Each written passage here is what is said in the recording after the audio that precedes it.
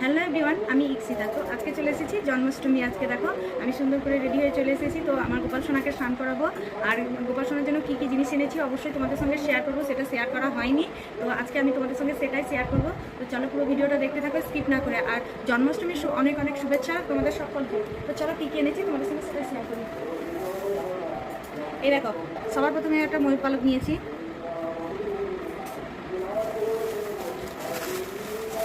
তারপরে চলো গোপালের জামা এনেছি, সেই জামাগুলো দেখবো জন্মাষ্টমীতে পরাবো বলে। দেখতে থাকি। এই দেখো, এই জামাটা কেমন লাগছে অবশ্যই কমেন্ট করে জানাবে। তোমরা জামাটা কেমন লাগছে অবশ্যই কমেন্ট করে জানাবে। এই একটা জামা নিয়েছি, এই একটা নিয়েছি। ভালো লাগছে না? দুটো জামাই তো আমার খুব সুন্দর লেগেছে, নিয়েছি। তারপরে দেখো এই জামাটার সঙ্গে এই মুকুটটা নিয়েছি। কতটা কালার বোঝা যাচ্ছে একটু বুঝতে পারবো না, কিন্তু মুকুটটা খুবই সুন্দর লাগছে। আর এই একটা মুকুট নিয়েছি এই জামাটার সঙ্গে পরাবো বলে। ভালো লাগছে? কমেন্ট করে জানাবে অবশ্যই। গোপাল সোনাকে পরাবো।